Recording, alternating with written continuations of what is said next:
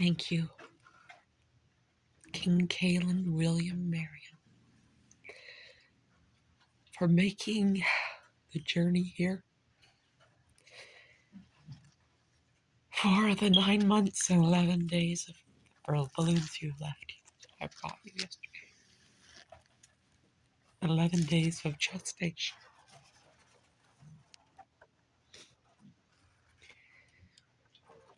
For turning around in the birth canal when my, bless her, lesbian in the closet, doctor now dead of her own cancer, unhealthy therapies, told me, your baby is upside down, Catherine. You're going to have a breech birth.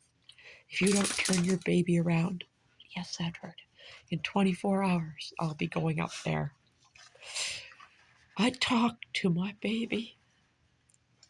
I held my baby. I sometimes kicked on the left lower side or hiccuped. Hi, Edward. And I told him to turn around calmly, mindfully, assuredly, and he did. Within 24 hours, that's a connection we had. And the reason why Kaelin came here is because I'd begun doing an affirmation. I am a miracle. Life is a miracle. I am the creator of miracles now.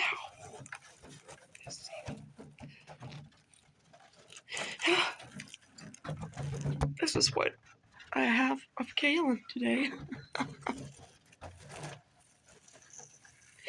I remember when my brother noticed one more day, one more birthday, one more Christmas that Kaelin was not there, was not calling, was not available emotionally. Then he went out and he bought me. He said, I have to go to the store, Kathy. I said, Frank, it's Christmas morning. He'd taken Skytrain and buses in to see me, to have me feed him, massage his shoulders, spend Christmas Day with me when he was on parole for a crime he never committed. He's felt the pain I had as a father that had his child taken by our sister for no good reason except envy. And he came back a short while later, full of medications he was forced to take, or else he'd lose his parole and be put back in solitary, where I live, pretty much.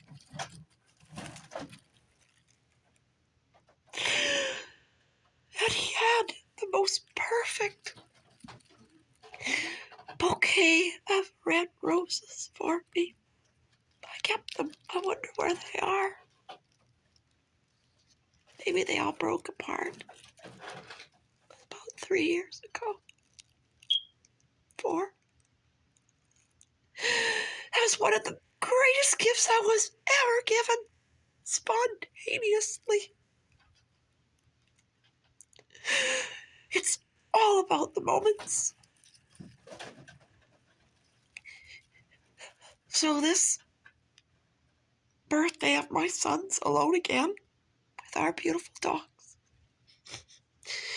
I will remember touching my son's incredibly handsome, beautiful face. But what is most striking to me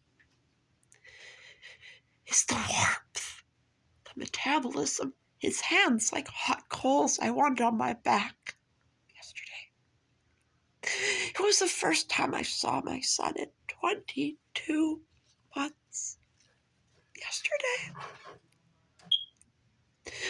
He arrived around 4:30, more like 5, because of work, because he's a welder. He got his certificate.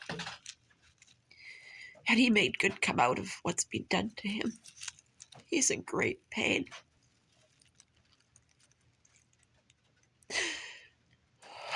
I am highly misunderstood even by my own son.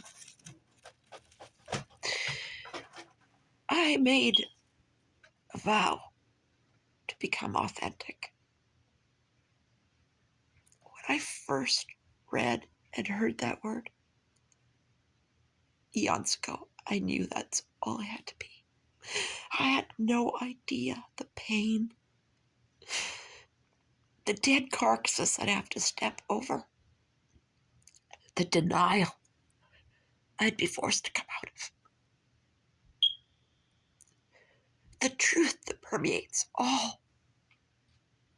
So I just finished telling my son on a voicemail the 3 best times in my life.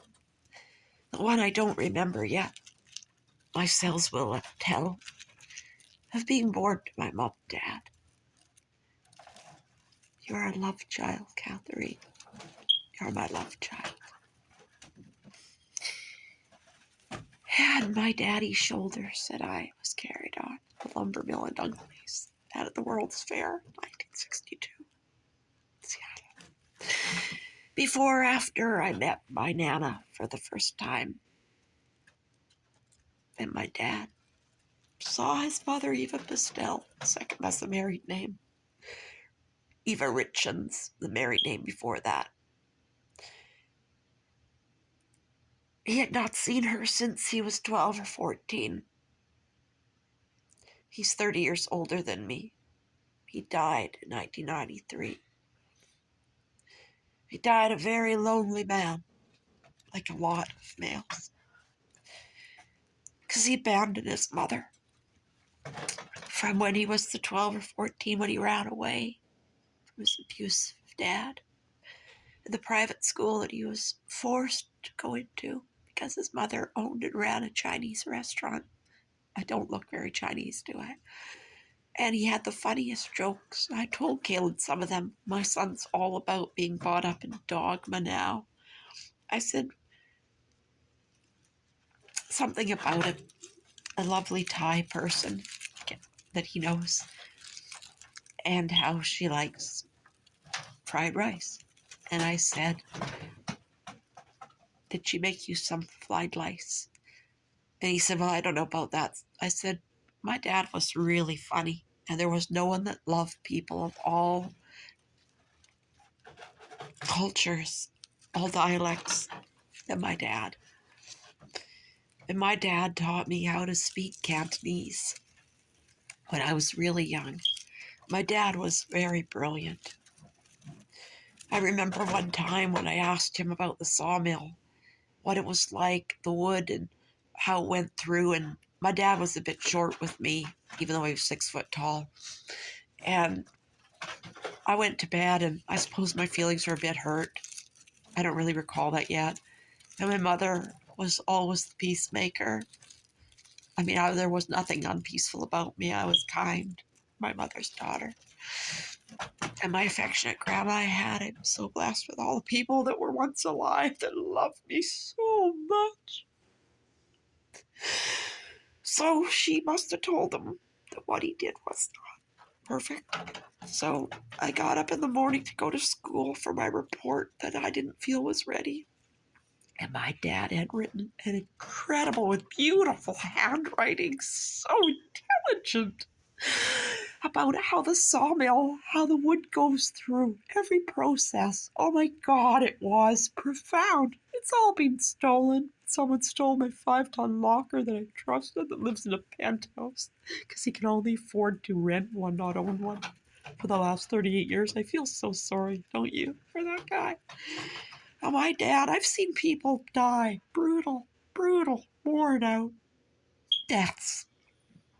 Pushed over the edge, utilized, exploited. Just about everyone in my family.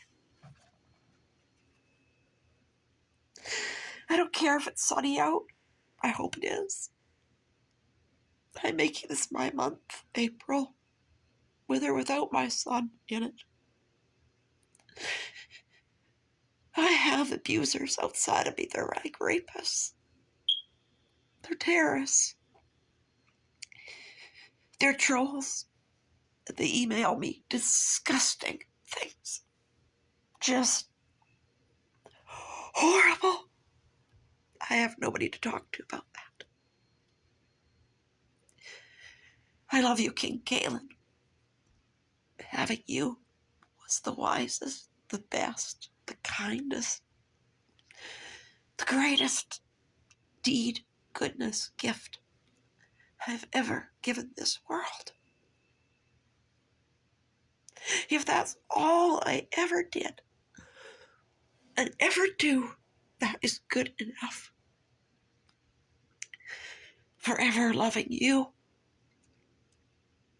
And what was done to us is so abysmally wrong. And what sick, sick minds to go out of their small, petty way to harm us, to hurt us. A lot of people are probably upset that I don't have my external beauty, that my hair has been pulled out. I don't drink, I don't drug, I don't medicate, I don't pornicate. I don't sell myself short, long, or sideways. I'm paying the price for many people's sins. I'll get my rest somehow, someday, and I pray it soon. I will go out into the sun or the rain. I don't even know what the temperature is today because of where I'm situated. I may even one day have a man, a real man. One that's responsible and devoted and committed and disciplined. That doesn't discipline me, doesn't discipline others, doesn't try and own, exploit, or disempower. Doesn't make me the bad guy, even though I'm a wonderful womb and a warm woman.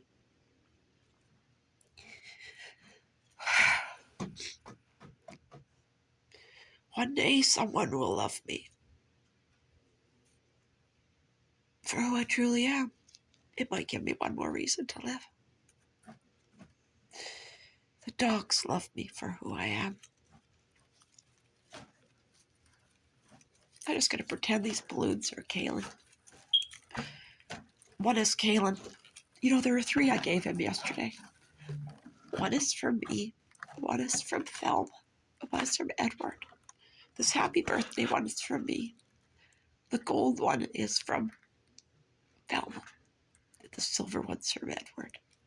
And the fun I had buying them. The incredible experiences on the way. The diarrhea I cleaned up 3 times there from Thelma because she's been feeling all my pain for days. She's been shitting everywhere for days, and even Edward for a day or 2. It was so much work. Out in the hallway, no one was around. Twice. All over a year. A few times. It never happens. That's why it's so unusual. Dogs, just like horses, or the bird that died when someone rubbed against me. Said, are you blind? Are you blind? Huh? Rubbed up all against me because I was with my 2 dogs, labs. He molested me. That's in my midlife. My new joke. I never had the opportunity to have a midlife crisis. I never had the option, the offer to have a pink Cadillac.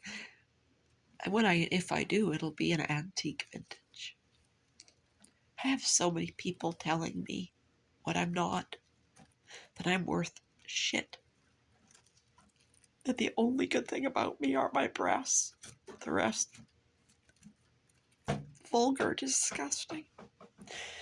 Complete lack of compassion, empathy around me. That's why a lot of people won't slow down. They don't want to admit that. That's better. That's my better side. So happy birthday, Kaelin. Happy birthing day. Amazing, Mommy.